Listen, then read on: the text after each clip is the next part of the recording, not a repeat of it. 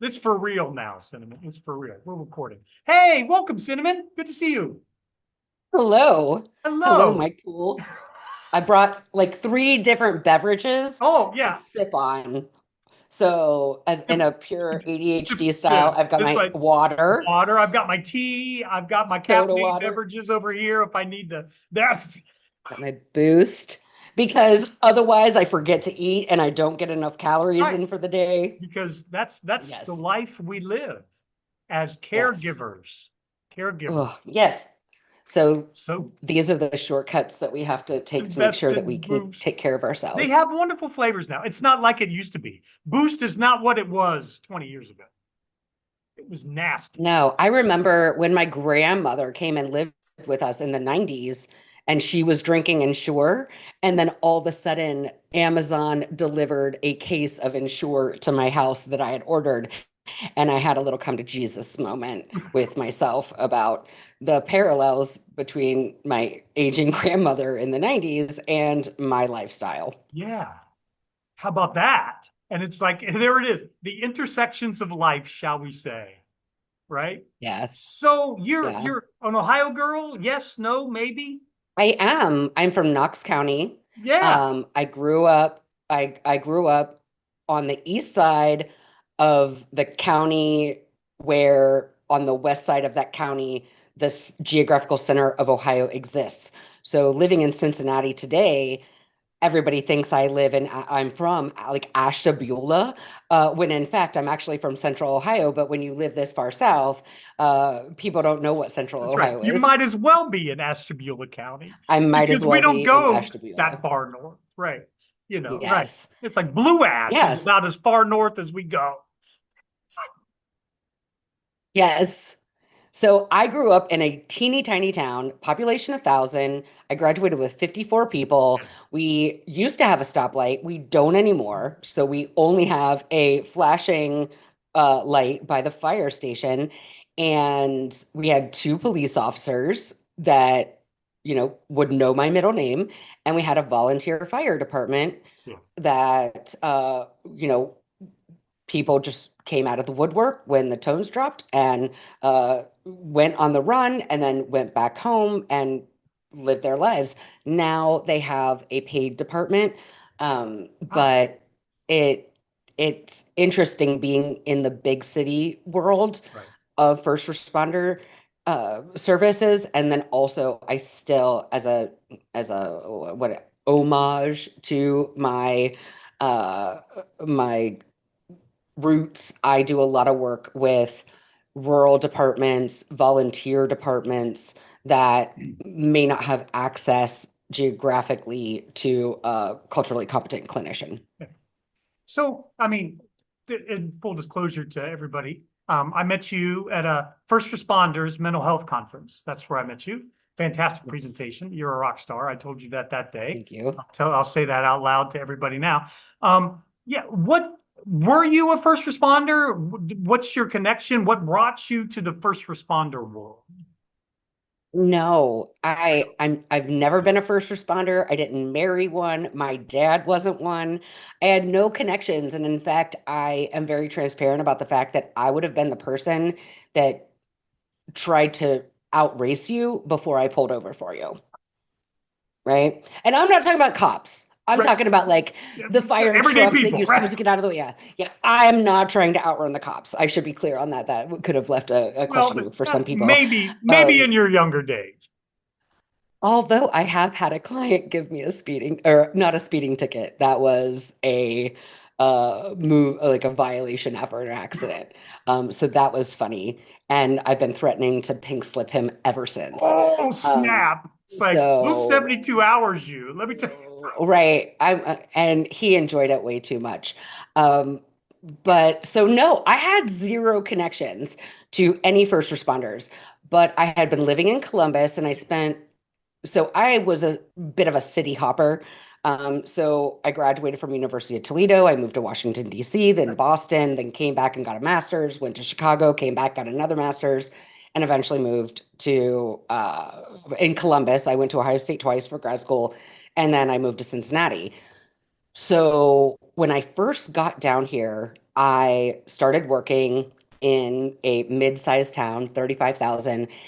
And unbeknownst to me, about 9 months before I arrived, their fire department had a line of duty death.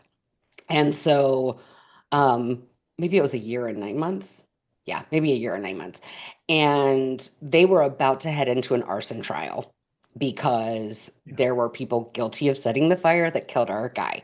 Right. And so they pulled me from the community-based organization I worked for, and I spent the next 8 months like holed up in a firehouse Right. and spent a lot of quality time just ingratiating myself in there. Like I wasn't leaving them a choice. They didn't want me there. They didn't want to need me.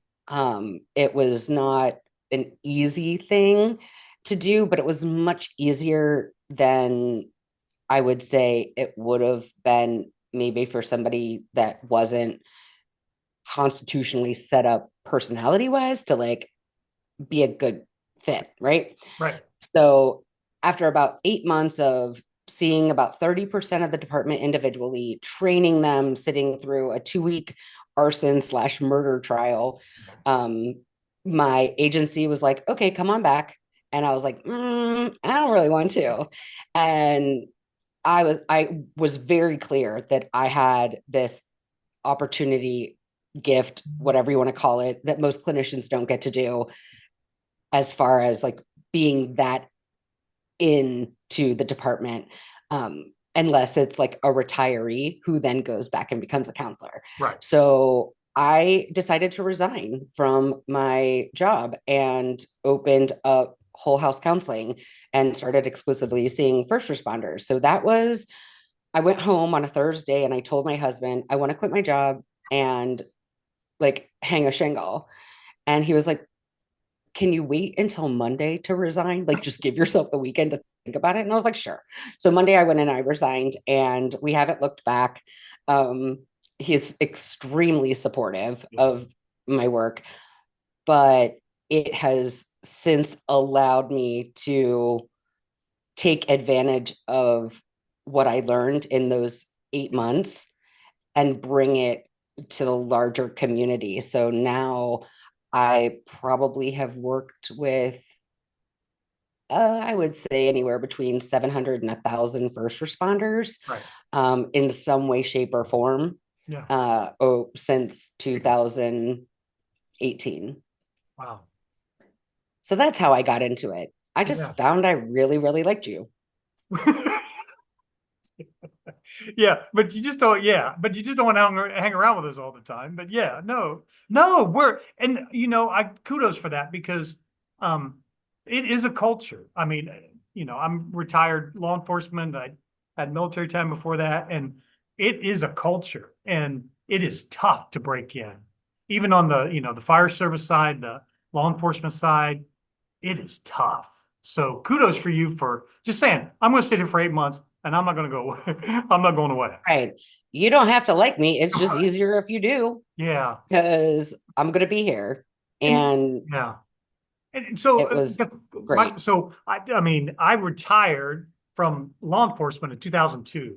So I got my time in and yeah. And so have you seen 28, have you even seen a greater um, acceptability of allowing people like you to come in, not and especially not when it's a trauma, because to do the pre-work, to do the stuff, do you see more openness to that now or not?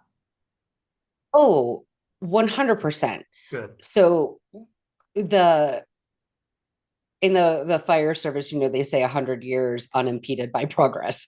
And so I learned that very quickly when I first started this work. And so what had really never been talked about, and actually what was counterproductive in mental health, maybe you saw like little blips on the map of people trying to do peer support or whatever in the 90s, or Yeah. whatever. Like, what we have been able to accomplish since 2015 is a miracle compared to what we were up against. And because the first time I went to a police department, I joke now and say if they would have had tomatoes, they would have thrown them at me. Like they so resistant. And I still definitely have challenges, right? I've had assistant fire chief come and tell me, our guys are really sick of these wellness checks. And I'm like, fantastic. Can you tell me how many of your people are suicidal? Because I can tell you. And he was like, nobody, I know that. I'm like, no, you don't. And Yeah. so, I mean, it still is a battle, but now we've moved away from there has to be something wrong with you Right. to have these issues Right. to, of course, this job is going to change you. Right. And it changes you in ways that you all identify as making you successful and competent at your job. We call those symptoms, Right. right? Like your over Right. preparedness, that we it's hypervigilance and Right. catastrophication, right? So just the nature of doing the job cumulatively, even if you never have a critical incident, Right. which that does That sometimes doesn't happen. happen, Right. But truth. Right. but realistically the things that you see that don't even register to you, somebody like me can do a ride along and be like, oh my god, this is what you have to see. Every day. And you're like, yeah, that's not even a thing. Right. And I'm like, it's a thing, but the spectrum of like having to pick up a little old lady that's wet herself and fallen out of her lazy boy with nobody caring for her, Right. and she has to call somebody for a lift assist, compared to, you know, a house on fire and carrying burnt bodies out of a meth lab explosion. Right. I mean, Right.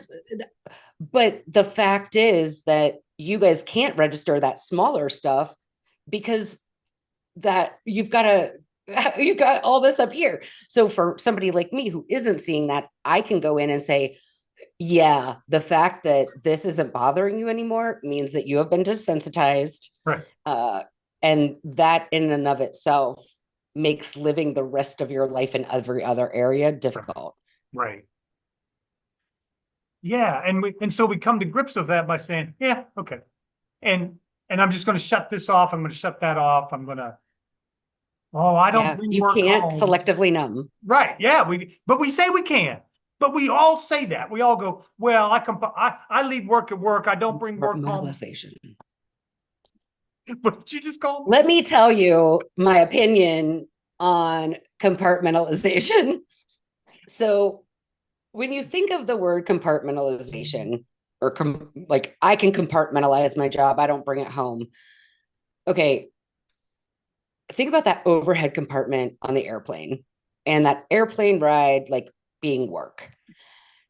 The idea is that after you get done having it in the compartment, you pull it out and you deal with it.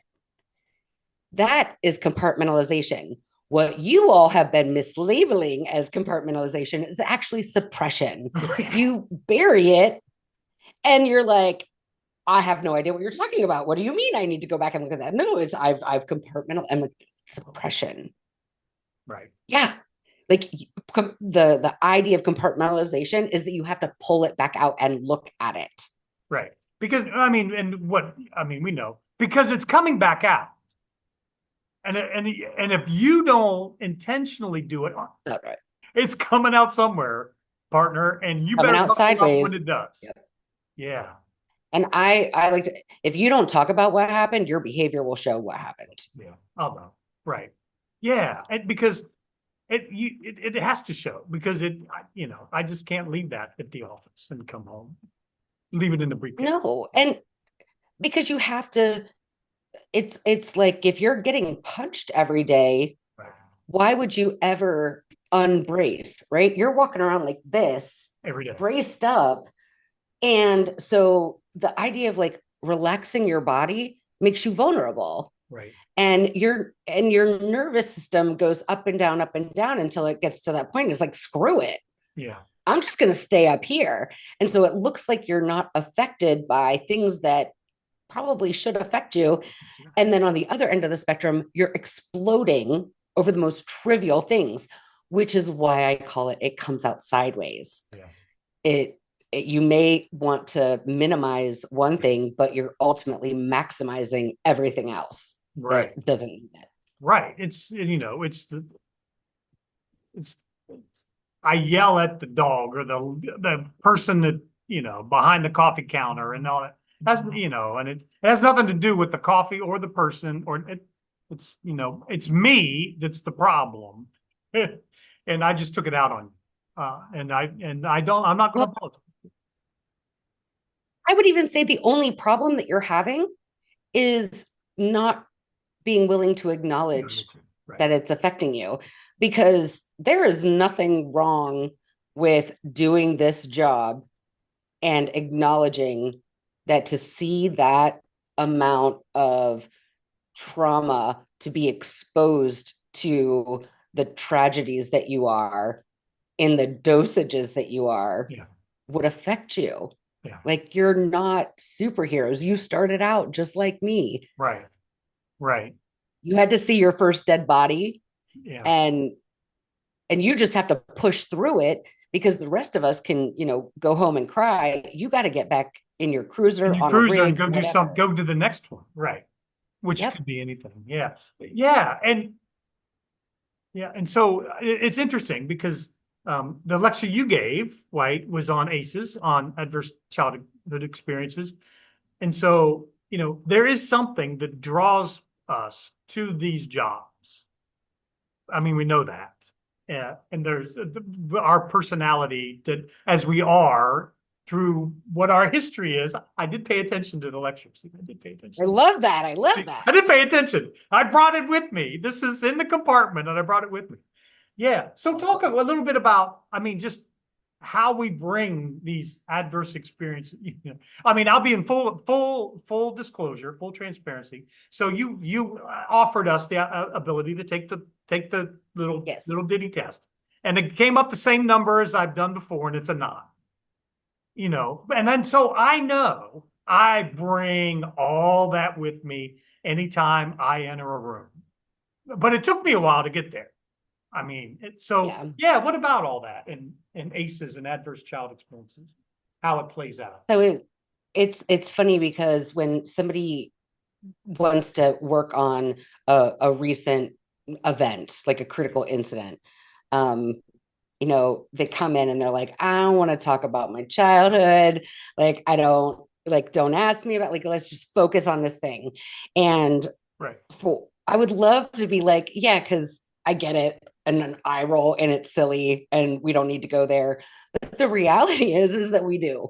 And how we learn how to have relationships, interact with people, and how we learn to cope, what skills we use, whether they're adaptive or maladaptive, we learn in childhood. Right. And it if we are in an environment where our safety is not ensured, so if I'm hiding a younger sibling under the bed and trying to keep them quiet while mom and dad are out having an altercation and somebody is under the influence, I'm probably not going to learn good conflict management resolution skills, right? Right. So we tend to see higher ACEs scores in first responders and other, like, service oriented work. Like, it happens with us as social workers as well. Um, and I want to be the adult that I didn't have. I want to alleviate some other child going through this, or another person going through this, which that's how I ended up even being a therapist. Like, by junior high, I was committed to being a child psychologist. And because I was still a kid. Now I know, don't give me kids, but I can work with adult children, and being able to help them Yeah. understand why they're doing what they're doing, and making sense of it when it feels so illogical, because they've never looked at what they learned or didn't learn in their childhood, as Yeah. far as how to deal. Yeah. And you just Yeah. said an adult child. And so I just want to check. You're talking about the childhood in each of us adults.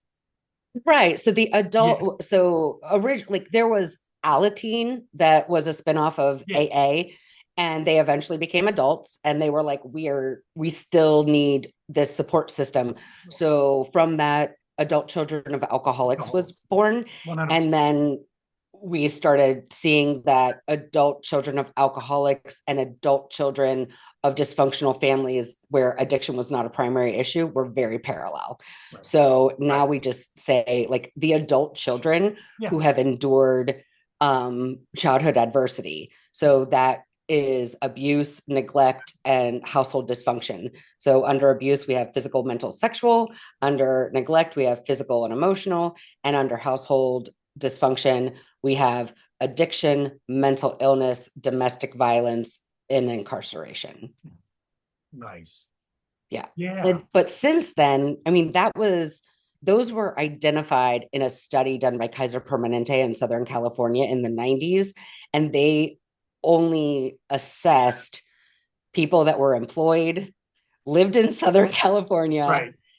were getting their health insurance through an employer, and they were trying to figure out what was causing certain health concerns. Yeah, And so we got the original 10, but then eventually we looked at this like, this is a very homogenous group. right, Can we diversify? right. Yeah, And then we, from that was born what we call the advanced or the enhanced ACEs. right, And now we're looking at more systematic things like poverty, housing instability, food scarcity, right, bullying, right. the phobias or the isms, community safety, neighborhood violence, those things that are not necessarily what is just happening within the four walls, Yeah, but is what is happening in your childhood life experience. yeah, yeah. And in the world around you and everything else. Yeah, yeah, yeah. Yes.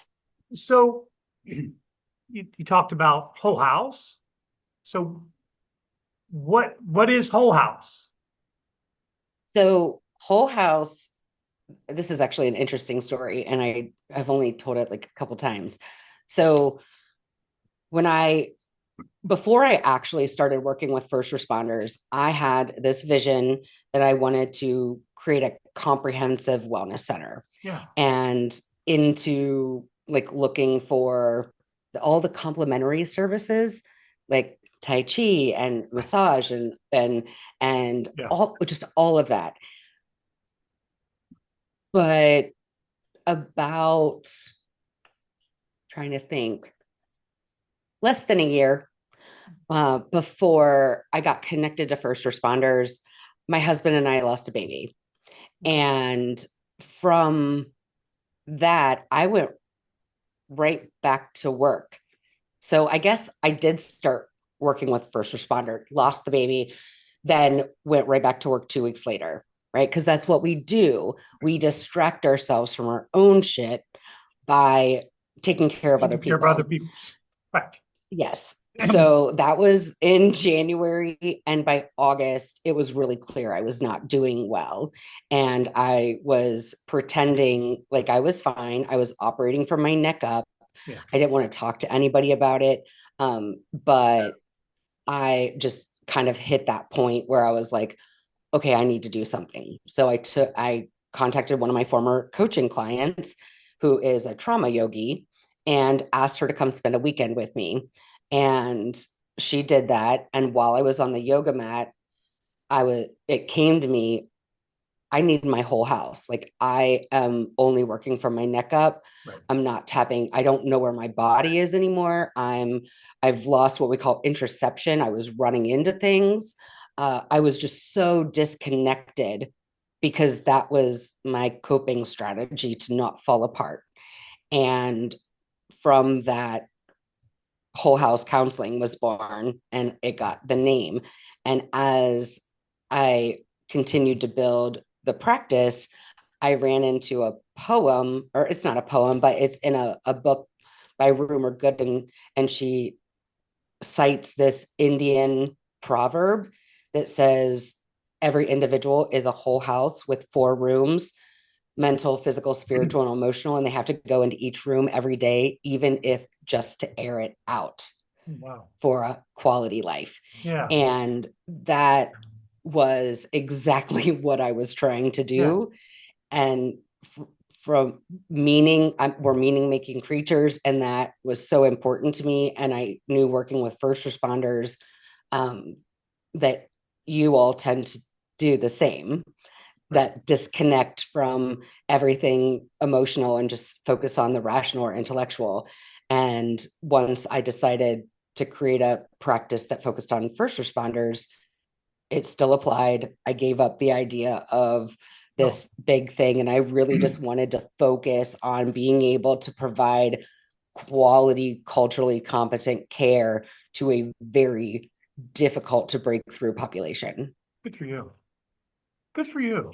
That's a cool story. That's a beautiful Yeah, story. No, it's a beautiful story. thank Of you. course, yes.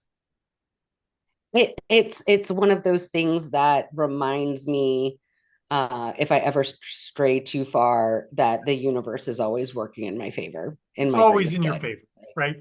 Right. Yeah. So Yes. then, after the tone drops, is your podcast? Where did that come from? Yeah. So I was working with a consultant on like business strategy, Yeah. and I was asked the question, what happens when someone calls you and says they're in trouble, they're struggling, they need counseling? And my answer was kind of like after the tones drop, like you see them jump in the rig, they take off. Yeah. It's like you don't miss that window when somebody's reaching out, like you jump and you do what you need to do, you get it all set up, because if you miss that window, you may never get it again. And so when the idea of the podcast was born, it just made sense to take that philosophy and apply it to the podcast, because what we were talking about was what happens after the, mostly what were people's lives looking like after they acknowledged they had a mental health issue, they sought out treatment, and now they were an advocate for first responder mental health. So that is how the name was born. Yeah. And for me, when you're looking at what we do, because we still are so limited on the people who provide these services, and my God, we have so many more than we did even 10 years ago. But for me, it was Whole House offers the counseling, it offers the therapy. It's when you're ready to acknowledge you have an issue and you're ready to do the work, even if it's going to be hard. Yeah. After the tones drop was designed, one, to be homework for our clients. So I didn't have to do so much, take up so much session time doing psychoeducation. So I could just like assign them things. Go listen to this podcast. But That's right. oh, right, that's exactly what I did. And the other part was we had all these newbies coming in that were a different generation, that were way more open to mental health conversations. So we were looking at it as a preventative effort. But then there's always those old timey, crusty guys who, are just like, it's all pretend and it's not real. And if you can't do this job, go get a job at Wendy's. And I wanted them to have the Is that what we sound privacy like, to really? be Is that what we able to sound like? listen sometimes, sometimes. But there is some irony in that too. I wanted them to be able to listen in secret, Yeah. right? In privacy, and hear stories of other men and women that did the job that they would respect. Like it wasn't just me, a mental health provider, Right. saying this is an issue. It was you all telling you all that this was an issue. And it served several purposes. And then we ended up, I built what we call Copper Warrior. And Copper Warrior, I went and found I really do not like the phrase, I'm broken. Like you do an MRI, shit ain't broken, right? Like that is not Right. a proactive, helpful way to frame it. Yeah. So I went looking for what is the strongest, most malleable metal, and guess it's copper. It's copper. And It's a fun little nickname for police. I had already done After the Tones Drop, which is very much fire motif. Right. And so I just wanted to build a coaching program. So it wasn't like, all right, now you're symptomatic, way to go. Yeah. And that's it. Because the Right. one thing that I've learned over this is that you see first responders often accepting mediocrity as their standard for quality of living. Right. And nobody really knew how to thrive. Like we were just getting them asymptomatic Right. and educated. But like, what does it look like to take your life to the next level? And if you weren't going to some, you know, leadership class, OFE, or, what is it? Cree, the police one, CREE, what? Oh, Yeah, Clea CLEE. or something like that. Right. Right. Yes. So if you weren't doing one of those leadership academies, there wasn't really anything out there. And so what I did was I took a approach of like, what do we need to know to get you to a place where your life is full, thriving, you have positive relationships, you're giving back, it feels good, you have gratitude, and we're not just living these mediocre lives, because that is a very slippery slope Right. between I don't sleep well, I have multiple ex spouses, my kids don't talk to me, and then all of a sudden I'm suicidal and we're shocked. Right.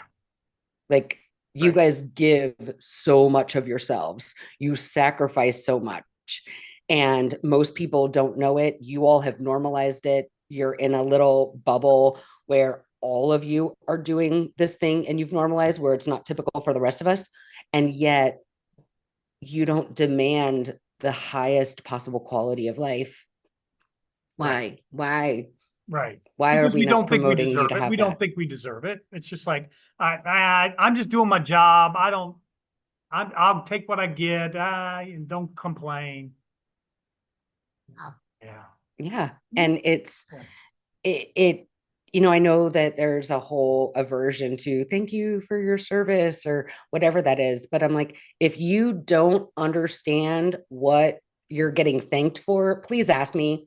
I Right. will tell you, I will run down the list of the things that you don't even notice that you've sacrificed anymore, Right. because it's just normal. And if you complain about it, the next guy, to your right or to your left is going to be like, me too, buddy. Right. Who cares? Right. I Like, don't care. find Don't somebody in here that tell isn't somebody, tired. right, that really cares because it ain't me. That's right. I'm 100%. This is cool. Yeah, we gotta keep this up. So I've got a lightning round for us, right? I got a lightning round to close us out. Oh, You ready? This is that, light. that sounds And I, exciting. I'm ready. and I purposely didn't give you the question. So these are right. No, I don't know anything. Yeah. Barefoot socks or shoes?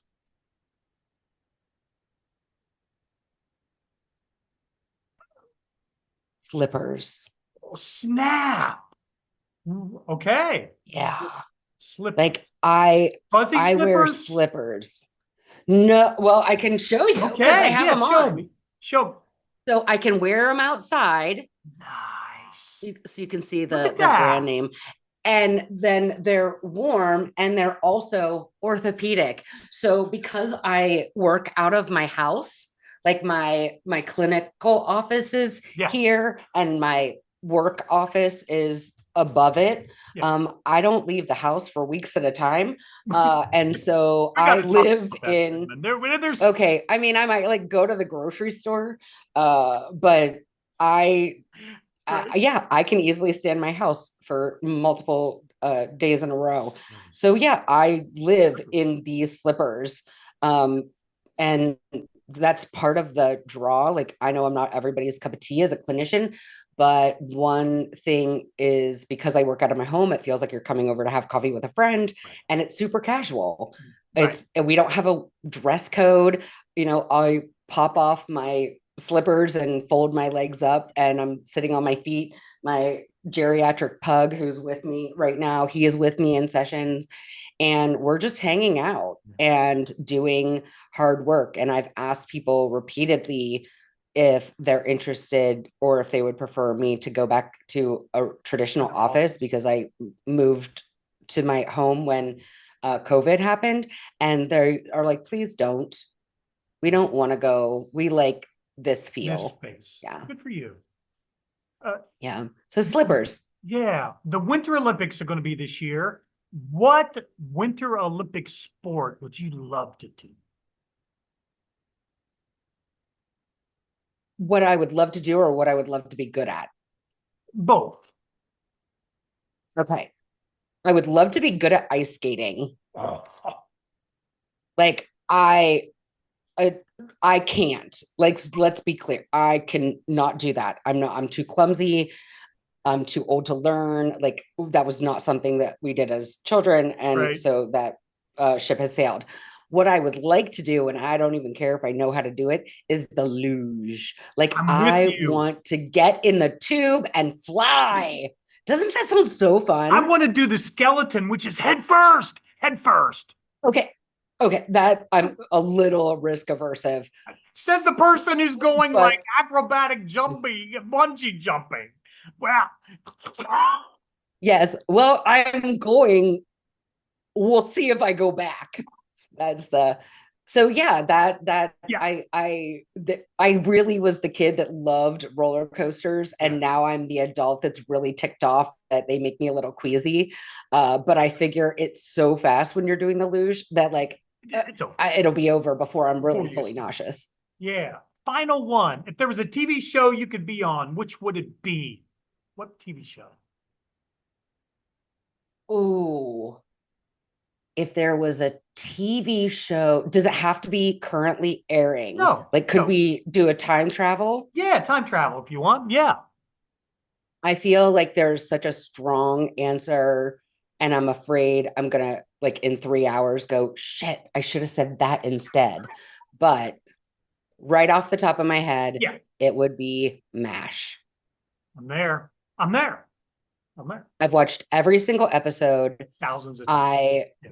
thousands of times. I've been, I went to my undergrad in Toledo, so I've eaten a lot Tony Paco. of Hungarian hot dogs. And when I was in graduate school the first time, I wrote an entire paper on Major Margaret Hot Lips Houlihan and how her uh, her identity as the ideal American woman was juxtaposed between all the brunettes and all of the Asian women on the show. I love I them. loved MASH. Yeah. Nice. That is awesome. I agree. It's one of my favorites. It's one of my favorite shows. So, yeah. Yeah. If Suicide is painless. How ironic that that would be the song on that show. if people wanted to reach out to you, what's your website? How would they reach you? Sure. So if you want to listen to the podcast, that is on Apple and Spotify. Yep. Those are the two most popular platforms people use. The website for After the Tones Drop is afterthetonesdrop.co. So just drop the M. So afterthetonesdrop.co, all one word.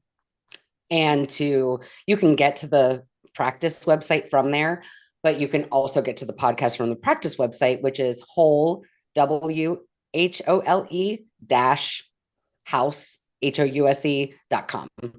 And I am always open to networking, collaborating, helping build peer teams. I do a lot of wellness programming on contractually with agencies, and I'm licensed in Ohio and Kentucky.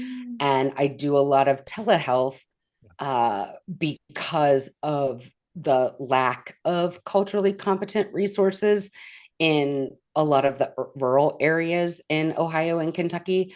And it it has worked out for me to feel like I'm doing my due diligence to make sure that I can reach who needs to be reached and people can reach me. I don't want anyone to ever say, I went to a therapist, they were really bad, I didn't go back again.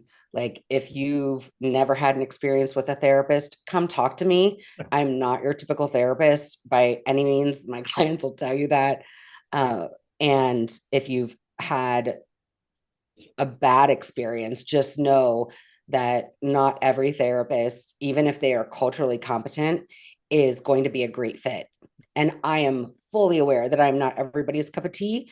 And I like it like that because that means that I get to be my authentic self, and so do you. And we still make amazing progress together. 100%. Good for you. Thank you for hanging out for a little bit. And then, Yeah, yeah, I look forward. We may, you, I may even come down or hang out. We can do Tai Chi. We can bungee jump or, please, please. 2016 is the year that I decided I wanted to do Tai Chi. ooh, It is now 2025, and I have still it's not taken a 2026, class. actually. It's 2020, 2026, and I still haven't. It's been 10 years. And 10 here's years. what happened: I met you people. My life got You're gonna blame hijacked. us. You're gonna blame us. Okay.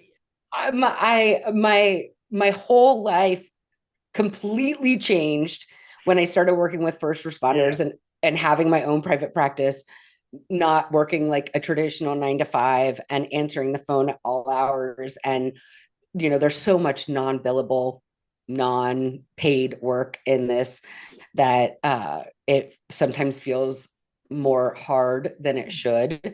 to take care of oneself. And so that's always that balance of feeling like I'm doing enough, but not doing so much that I'm not taking care of myself, which is why we're ending.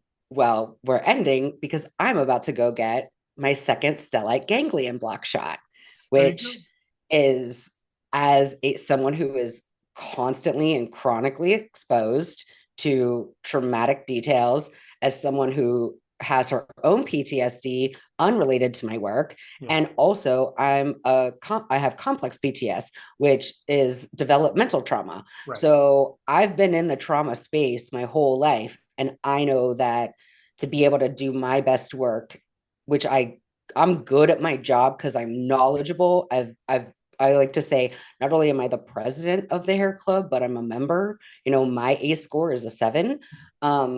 I have to take measures to make sure that I'm good. And being open to that, including something like the stellate ganglion block, which is a shot into your basal ganglion. Um, and plus, it's kind of like a taste test so I can promote it to my clients Yeah. and Sure. actually give them a real A understanding of what real, it what yeah. it's like. Cool. All right. Yeah. Well, go, go get your needle stuck in your neck. Yeah. Well, it's funny because it makes my husband want to pass out, but I have him come in the room and And then videotape it you got to anyway. drive home. It's like, that's not I right. don't drive home, he drives home. Yeah, they advise us have somebody drive you because you get so drowsy afterwards, Right. and also things like look weird for a very short period of Yeah. time, and then you go home and you fall asleep. What's fun is when I start recording myself after I get home, after I've had the shot, and I'm like, you want to steal my car? Go ahead. Ah, You want to come in and steal all my things? Come on in. I don't care. You want to cut me off in traffic? By all means, be my guest. It's one of those things that you do, and then you realize how tightly wound you've been, yeah. because all of a sudden you go into that parasympathetic nervous system, you drop into rest and digest, and you're like, whoa, Yeah. that frog in boiling water thing caught up to me. And then all of a sudden you're dipped in ice and you realize how hot you got. Yeah. Cool. Thanks for your time, and we'll be in touch. Is that, yeah, yeah. All right.